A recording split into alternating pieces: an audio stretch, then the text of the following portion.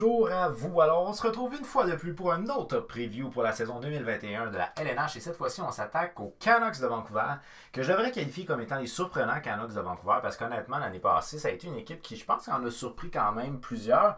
Mais je pense que si vous aviez demandé en début de saison l'année passée à probablement n'importe quel expert, d'après vous, qui va terminer comme étant le meilleur pointeur de l'organisation à la fin de la saison, je suis plus que persuadé que personne ne vous aurait mentionné J.T. Miller. Puis probablement que si je vous avais demandé le défenseur qui va être le plus offensif ou le plus de points offensivement, peut-être quelques-uns m'auraient nommé Quinn Hughes, mais peut-être pas la totalité.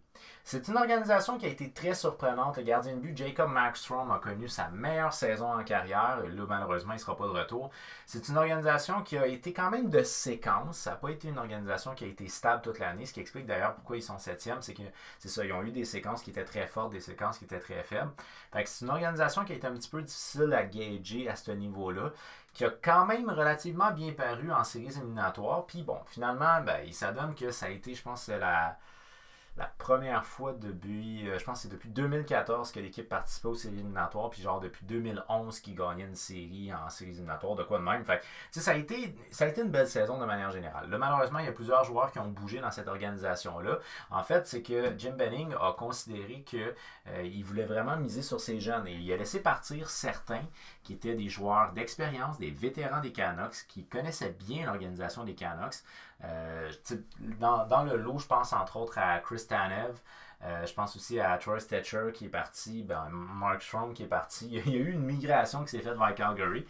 Puis de l'autre côté, eux ont été chercher quelques joueurs de Calgary, dont entre autres le défenseur Travis Hamonic qui est actuellement en essai professionnel avec les Canucks de Vancouver. Donc bref, c'est une organisation qui offensivement a été intéressante, défensivement n'a pas été tant intéressante, mais le gardien de but Markstrom a très très bien fait. Dans le cas de Thatcher Demko, lui il a été correct en saison régulière, mais il a été exceptionnel en séries éliminatoires. Dans son cas à lui, Demko en séries éliminatoires, je pense que je me l'ai marqué ici. Non, je ne me l'ai pas marqué ici. Mais je me souviens qu'il a vraiment été solide. Comparativement en saison régulière, il y avait comme 905 en saison régulière d'efficacité. En séries éliminatoires, 4 matchs, dont 3 départs, il me semble. Une moyenne de 0.64, 985. Thatcher Demko. Fait que, probablement que on va lui donner plus de responsabilités cette année pour ce qui est de Demko. Donc, l'année passée, en fait, on revient cette année, là, les Canucks de Vancouver, avec le coach Travis Green, le DG Jim Benning. Ça, il n'y a rien qui change à ce niveau-là. L'année passée, c'est 36 victoires, 27 défaites, 6 défaites en prolongation, 78 points.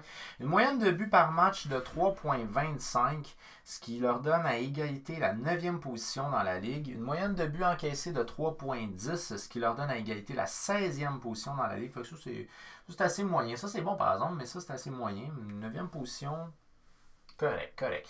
L'avantage numérique à 24,2%, c'est le 4e meilleur avantage numérique de la Ligue et un des avantages à 80,5%, c'est relativement moyen.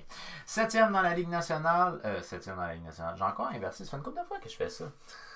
En tout cas, 7e dans la conférence, dis-je bien, et 18e à égalité dans la Ligue nationale. Le meilleur en termes de buts aurait été J.T. Miller et Pettersson, 27 buts dans les deux cas. Le meilleur en termes de points aurait été J.T. Miller avec 72 points. J.T. Miller, 72 points, 69 matchs. Ce gars-là a eu une renaissance avec l'organisation des Canucks de Vancouver. Jamais on se serait attendu à ce genre de performance-là de la part de J.T. Miller. Ça avait été difficile pour lui dans les dernières années, honnêtement. Puis là, je ne sais pas exactement qu'est-ce qui s'est passé, la magie qui a opéré avec lui. Mais franchement, c'est un gars qu'on a été chercher initialement parce qu'on voulait améliorer notre avantage numérique. L'année passée, c'était ça surtout le point le plus qu'on misait le plus, qu'on essayait le plus d'améliorer, c'était l'avantage numérique du côté des Canucks. Puis mission accomplie, Travis Green, parce que 4e avantage numérique de la Ligue cette année. Puis bon, c'est ça, on avait été chercher J.T. Miller dans le but essentiellement d'améliorer l'avantage numérique et ça l'a fonctionné. J.T. Miller a été un pion important en avantage numérique, puis même il a été un pion important pour toute la saison de manière générale. Fait que franchement, ça a été un très bon move ici de la part de Benning d'aller chercher J.T. Miller. Meilleur défenseur en caractère défensif aurait été le très impressionnant Quinn Hughes, 53 points points à sa saison recrue, un différentiel plus-moins de moins 10. Il a été finaliste pour le trophée Calder qui a finalement été remporté par Kyle McCord. Mais dans son cas, à lui, c'est un défenseur qui était vraiment très porté à l'attaque. C'est un défenseur qui n'est pas nécessairement très responsable défensivement. Puis l'année passée, il a été excessivement backé par Tanev. Chris Tanev n'était pas nécessairement un défenseur qui avançait énormément, mais c'était un gars qui avait le back de Quinn Hughes. C'est-à-dire que quand Quinn Hughes décidait d'avancer et de se compromettre, Tanev restait en retrait puis il était capable de s'assurer d'un bon jeu là, en position défensive. Là, ça risque d'être un peu différent. Travis Hamonic, est-ce que ça va bien fonctionner? Là, moi, j'ai mis Travis Hamonic là parce que je pense que c'est un défenseur qui est plus défensif. Mais encore là, est-ce que ça va être avec Hamonic? Est-ce qu'il va jouer avec Tyler Myers? Je ne sais pas exactement avec qui il va jouer cette année. Ça peut peut-être y faire mal, le fait que Tanev soit parti dans son cas. Deux espoirs qui sont des espoirs à suivre. Ben écoutez, j'étais tenté de mettre un troisième espoir, mais finalement, ce gars-là, actuellement, est considéré comme à l'extérieur de l'organisation. Il n'est pas considéré ni dans le Taxi Squad, ni dans la formation actuelle. Ça, c'est un avantage que j'ai à faire les équipes plus tard, c'est que le training camp est commencé. Alors, j'ai mis ces deux espoirs-là parce que c'est deux espoirs qui sont encore présents dans la formation. Il faisait partie de mon top 5 des espoirs à mettre. Fait que j'y étais avec le défenseur Oli Juolevi, 22 ans, choix de première ronde en 2016. Dans son cas, à lui, ça commence à prendre un peu de temps avant qu'il se développe. Mais, tranquillement, mais sûrement, il se développe. Fait que bref, Juolevi, l'année passée, il jouait dans la Ligue américaine en 45 matchs. Il a 2 buts, 23 passes pour 25 points. C'est un gars qui, avec le temps, devient de plus en plus complet. C'est un défenseur qu'on avait repêché comme étant un défenseur à caractère offensif, mais plus que ça avance, puis plus qu'il développe bien son jeu défensif aussi, sa lecture de jeu est plus intéressante. Là, l'année passée, il a joué juste 45 matchs dans la Ligue américaine, mais c'est parce qu'il a été blessé au niveau d'un genou. C'est un gars qui, malheureusement, a une santé relativement fragile, mais c'est quand même, ça sera peut-être pas... Quand les Canucks l'ont repêché, ils s'attendaient à ce que ce soit un top, là, first line, comme first pair pour ce qui est des défenseurs. Ça sera peut-être pas un première paire. Ça va peut-être être plus un deuxième paire qui peut être quand même dans le top 4, mais c'est un défenseur qui se développe comme étant un défenseur plus complet au lieu d'être juste un défenseur offensif. Fait c'est quand même assez intéressant ça pour les Canucks, comment se développe Juolevi. Et par la suite, j'y étais avec l'ailier gauche Niles Höglander, 19 ans, choix de deuxième ronde en 2019. Dans son cas, lui, il jouait l'année passée dans la Ligue d'élite de Suède. En 41 matchs, 9 buts, 7 passes pour 16 points. Il a été le troisième pointeur au championnat du monde junior, pas celui qu'on vient de passer, l'autre d'avant, avec un total de 11 points en 7 matchs, qui est très bon. C'est un jeune homme qui est... il est pas tellement grand. Il mesure 5 pieds 9. C'est un gars qui a un bon coup de patin, mais surtout des mains en or. Et d'ailleurs, c'est lui, c'est un de ses buts qui a été voté comme étant le plus beau but de l'année dans la Ligue d'élite de Suède. Donc, c'est un gars qui... Tu sais, il était jeune quand même, puis il jouait contre des hommes l'année passée. Donc, il avait 18 ans, puis il jouait dans la Ligue d'élite de Suède, qui est une ligue d'hommes. Ça peut expliquer en partie pourquoi est-ce que ces statistiques sont pas nécessairement super élevées. Là, 16,41 matchs, c'est pas exceptionnel. Encore là, je sais pas c'était quoi son temps de jeu qu'il avait. Sauf que là, ce que je peux vous dire dans le cas de Höglander, c'est que actuellement, il est encore dans la formation là, au moment du training camp, puis on l'a essayé sur la deuxième ligne, rien de moins. Si je me fie aux analystes qui couvrent les Canucks de Vancouver, Höglander, jusqu'à date, c'est la révélation du camp d'entraînement des Canucks depuis qu'ils ont ouvert le camp d'entraînement, et il semblerait que Travis Green a l'air de bien l'aimer. Ce qui m'amène à croire que peut-être est-ce qu'on va voir Höglander jouer dans la LNH dès cette année. Fait que c'est un gars, comme je vous dis, qui a un bon coup de patin, qui a des mains en or. C'est un gars qui est à caractère offensif. C'est pas un gars qui est à caractère défensif. S'il a à jouer, j'espère qu'il ne jouera pas sur le quatrième trio, mais je pense qu'il peut quand même jouer sur les 3 premiers trios. Parce que c'est des trios qui sont capables de faire des points. Dans le cas des Canucks, c'est pas nécessairement tous des trios qui sont à caractère offensif. Mais si on est capable de faire jouer des gars à une autre aile, ben à ce moment-là, ça peut devenir quand même un troisième trio qui est à caractère offensif. Là. Si je vous donne l'exemple de, mettons qu'on va descendre Roussel pour faire monter... Ben, mettons qu'on ferait monter Virtanen au descend ici Roussel. Ça pourrait quand même être intéressant. Mais en tout cas, bref, dans l'immédiat, il est encore dans l'organisation, puis ils l'ont même essayé sur le deuxième trio, ce qui me laisse croire que il y a des bonnes chances pour lui cette année. Alors ça ici, c'est un alignement que je vous propose, oui et non. C'est un alignement que j'ai vu que les journalistes ont observé pendant le camp d'entraînement. le dernier alignement, en tout cas dans les derniers entraînements. Fait que c'est pas nécessairement quelque chose de très inspiré que je vous offre comme alignement, c'est quelque chose qui est plus réel, mettons. Alors, au niveau de la première ligne, je pense qu'on la changera pas. Ça a super bien été l'année passée, ça a bien été en séries éliminatoires, il n'y a pas de raison de changer cette première ligne-là. Fait que peu importe le camp d'entraînement, je suis pas mal certain que Miller va jouer avec Peterson puis Bowser. Donc, J.D. Miller l'année passée, 72 points, 69 matchs, une vraie révélation pour lui, parce que franchement, ça a été une saison exceptionnelle. Peterson, 66 points, 68 matchs. Pour le jeune homme, c'est quand même une très bonne saison, presque un point par match. Et Bowser, 45 points, 57 matchs, ça a été quand même une bonne saison pour lui aussi. En termes de deuxième ligne, j'y étais avec Pearson, 45 points, 69 matchs, quand même pas mauvais. Bo Horvat, 53 points en 69 matchs. Captain Bo. Dans le cas de Captain Bo, honnêtement, si ces gars-là font des points, si la première ligne fait des points, c'est en grande partie grâce à lui. Parce que Bo Horvat, c'est lui qui s'occupe de toutes les meilleures lignes de toutes les autres équipes. C'est-à-dire que c'est à lui qu'on a demandé le plus de responsabilités défensives au cours de la saison. Ça a été lui qui a pris pour l'équipe le plus de mise en jeu en zone défensive. Fait que c'est un gars qu'on lui demande très régulièrement de jouer un jeu qui est plus reculé. Fait que ça peut expliquer quand même qu'il n'y a pas autant de points qu'Elias Peterson. Mais quand même, 53 points, 69 matchs à un gars qui on demande de jouer beaucoup défensivement, c'est très bon. C'est vraiment très bon. C'est un gars qui peut être explosif, by the way, Bo Horvat. Fait que pour moi, je pense que c'est deux très bons centres qu'on a en termes de premier, deuxième centre. Puis Bo Horvat va jouer des grosses minutes, là, honnêtement, pour l'organisation, même si ici je l'ai mis deuxième centre. Et j'y vais à la droite avec Hollander, qui jouait dans la Ligue d'élite de Suède l'année passée. Et comme je viens de vous mentionner, 16 points, 41 matchs, 9 buts, 7 passes. C'est un gars qui est quand même un bon marqueur.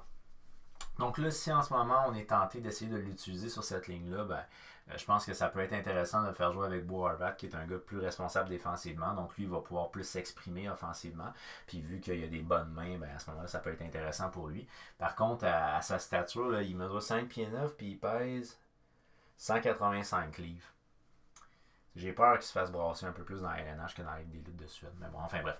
Par la suite, en termes de troisième trio, j'y vais avec Roussel, 13 points, 41 matchs. Roussel, dans son cas, à lui, c'est un grand bavard. Hein? C'est un gars qui est très baveux, mais très intelligent par contre. Je l'ai vu en entrevue, puis c'est un gars qui est super intéressant à écouter. Mais c'est ça, c'est que sur la glace, c'est un gars qui est surtout. Il cherche surtout de trouble, mettons. Là, je vais jouer avec Gaudette, 33 points, 59 matchs, quand même pas mauvais pour un centre de troisième trio. Et Virtanen, 36 points en 69 matchs l'année passée. Dans son cas, lui, je pourrais l'utiliser. Je me sentirais à l'aise de le mettre dans mon top 6. Si jamais Hoglander, ça fonctionne pas, à ce moment-là, je me sentirais à l'aise, lui, de le mettre dans mon top 6. Puis, si tel est le cas, il faudrait peut-être insérer Monsieur à 5 millions. En termes de quatrième trio, j'y vais avec Tyler Mott, 8 points en 34 matchs, un gars de profondeur. JB Go, 8 points en 55 matchs. Dans son cas, lui, on peut s'attendre à peut-être un petit peu plus offensivement. On lui demande de jouer un rôle défensif, que ce soit clair. Quand il a été signé, on l'a signé dans le but qu'il joue sur le désavantage numérique puis qu'il joue bien défensivement. Fait c'est un gars qui est spécialiste des désavantages numériques. C'est un gars qui est connu pour être bon défensivement. Fait qu'on lui demande d'exceller dans ce qui est habitué. Sauf que 8,55 matchs, c'est quand même très modeste comme contribution offensive. Fait qu'on peut s'attendre ou on peut espérer qu'il fasse un petit peu plus qu'un 8 points. Déjà qui dépasse la barre, mettons, des 15 points. Ça serait bien pour JB Gould. Et je le fais jouer avec Sutter, 17 points, 44 matchs l'année passée. En termes de scratch, j'y vais avec McEwen et Louis Eriksson, l'homme de 5 millions qui fait franchement pas grand-chose. Louis Eriksson, l'année passée... 13 points. Oh, 6 millions. Je me suis trompé, plus hey, 6 millions, c'est encore mieux. Louis Eriksson à 6 millions de dollars, 13 points en 49 matchs l'année passée. C'est un joueur qui est, disons-le, plus que décevant. En termes de défenseurs, là, j'aime pas tant le fait d'avoir deux noms en rouge dans mon top 4. Là. Fait que si vous me suivez depuis un bout de temps, vous le savez, là, dans mes rôles clés, là, mon top 6 puis mon top 4, j'aime pas tant quand ça bouge trop, mettons. Et là, dans ce cas-là, ça l'a bougé. On a Edler, 33 points en 59 matchs l'année passée, qui a connu quand même une bonne saison, là, de manière générale. C'était quand même pas mauvais. Que là, je fais jouer avec Nate Schmidt. C'est presque écrit dans le ciel que ça va être ça, la première paire. Donc, c'est ça qui est utilisé en ce moment au camp d'entraînement, mais même à l'époque, quand on était chercher Nate Schmidt, on y avait carrément dit qu'il allait probablement jouer sur la première paire avec Edler. Donc, tu sais, bref, il savait qu'il allait être sur la première paire. Très forte chance avec Edler. Fait dans le cas de Nate Schmidt, si jamais vous êtes un fan des Canucks et que vous ne le connaissez pas bien, si vous ne suivez pas les Golden Knights, ben sachez que c'est un défenseur qui est un défenseur mobile, intelligent, complet. Donc, c'est un gars qui est capable d'appuyer l'attaque, mais qui est très responsable défensivement. Je vous dirais que Tanev était peut-être plus présent défensivement, mais Nate Schmidt est intelligent quand même. Donc, ça peut contrebalancer le fait qu'il va peut-être être un petit peu moins présent parce qu'il est capable de se porter à l'attaque aussi. Fait que je pense que c'est une très très belle acquisition honnêtement pour les Canucks. Moi j'aime beaucoup Nate Schmidt by the way. Fait que je pense que c'est une très belle acquisition pour les Canucks. Il y a beaucoup de monde qui disent que parce que les Canucks ont perdu beaucoup de joueurs, ils vont être faibles cette année. Puis je pense pas nécessairement tant que ça, tout dépendamment de ce que mon vétéran Oldby va faire. Mais pas nécessairement. En termes de deuxième paire, ben là, on y va avec Quinn Hughes, 53 points en 68 matchs, une saison exceptionnelle pour le jeune, honnêtement. Je veux dire, finaliste pour le Calder, puis oui, on y va par là. Pas très responsable défensivement, par contre, mais c'est un gars qui patine super bien, puis c'est un gars qui a une belle vision en plus. Fait que c'est un gars qui est très intéressant en termes de défenseur à caractère offensif. Que je fais jouer avec Travis Hamonic, 12 points en 50 matchs. Dans son cas, lui, il est en essai professionnel. Donc là, sauf erreur de ma part, je suis pas mal sûr qu'il n'est pas encore signé. C'est un défenseur qui est connu comme étant plus défensif. Puis ça, c'est ce qu'on a besoin justement pour Quinn Hughes. C'est-à-dire un gars qui a de l'expérience comme Travis Hamonic, puis qui a un style de jeu plus défensif. C'est la raison pour laquelle je pense que les Canucks peuvent être intéressés de le signer. Puis peut-être pas nécessairement pour un très gros contrat, peut-être juste pour un an aussi. Mais dans son cas à lui, je pense que ce serait intéressant de l'utiliser avec Quinn Hughes, si jamais on le signe, bien entendu. Je pense que ça fera un beau fit. Je pense. Puis c'est ça qui a été utilisé là, pendant le camp d'entraînement, là, lors des derniers entraînements. Fait que bref, ça peut se produire, ça peut se concrétiser.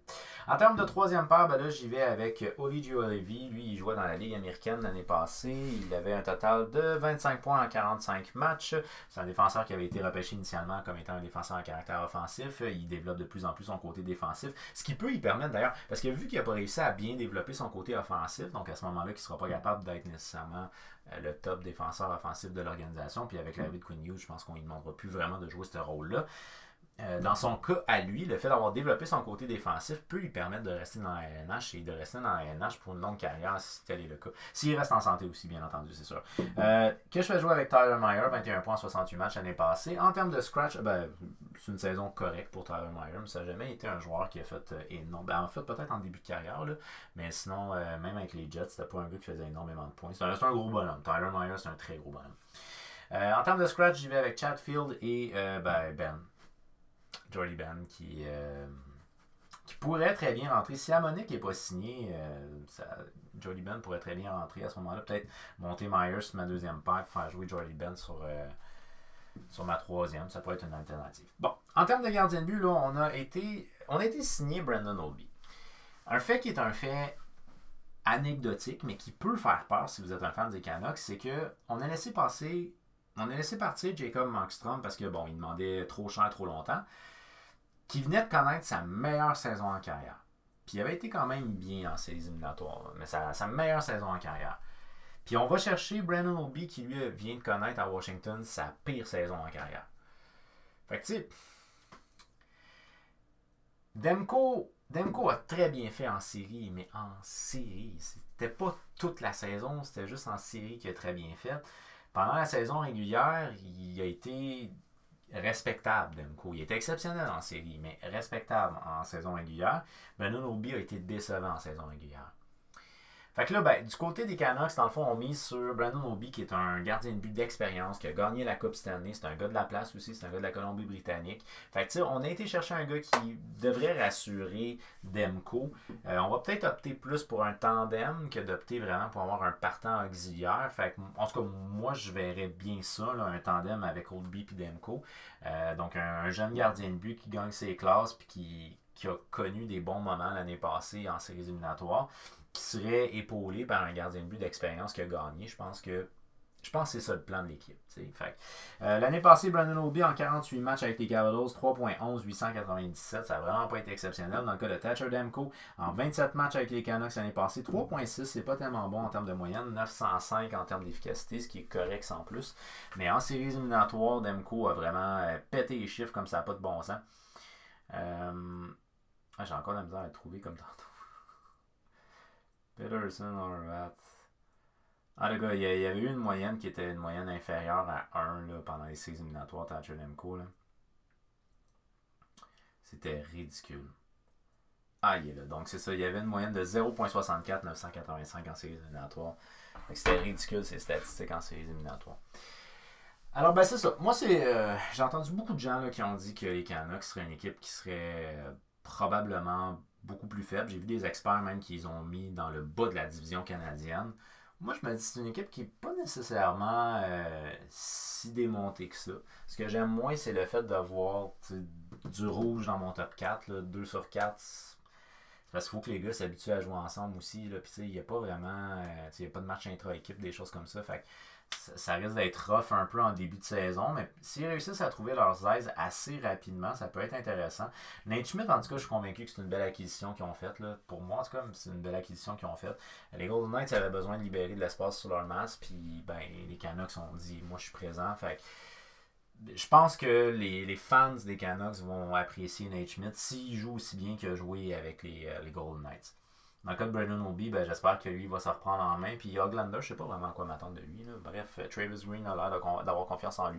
Moi, je le connais pas assez pour ça. Alors, c'était ça pour ce qui est mon preview de l'année 2021 des Canucks de Vancouver. Si jamais vous êtes un fan des Canucks puis vous pensez qu'il y a un autre gars qui pourrait insérer l'organisation dès cette année sur une base régulière puis que j'ai pas mentionné, moi, j'avais noté un autre gars, mais comme je vous dis, il était à l'extérieur de l'organisation au moment où j'ai vérifié. C'était Brogan Rafferty, un défenseur de 25 ans non repêché qui a joué l'année passée dans la Ligue américaine. Je trouvais ça assez impressionnant de voir qu'il avait fait 45 points en 57 matchs. C'était le troisième meilleur défenseur de la Ligue américaine avec 45 points. Il avait été la recrue de l'année dans la Ligue américaine. C'est un défenseur à caractère offensif. Fait que tu sais, tout le pedigree que je viens de vous lire, je me disais, wow, c'est un gars qui pourrait faire sa place dans la NH de cette année. Puis j'ai été un peu surpris de voir qu'il n'était même pas dans les plans actuellement. Mais bon, bref, ça serait possible aussi qu'on le verrait lui aussi. Alors, si jamais vous êtes un fan des Canucks, si vous pensez qu'il y a un autre joueur qui pourrait faire partie de l'organisation sur une base régulière dès cette année, faites-le moi savoir au travers des commentaires. Si vous avez aimé la vidéo, n'oubliez pas, il fait un petit j'aime. Si vous voulez aussi, vous pouvez partager la vidéo pour qu'on jase de hockey avec un maximum de gens possible. Je vous dis un très gros merci d'avoir pris le temps de regarder cette vidéo-là. On s'abonne, on active la petite cloche. Il reste encore quelques previews pour l'année 2021. Fait que restez connectés. On se revoit bientôt. OK?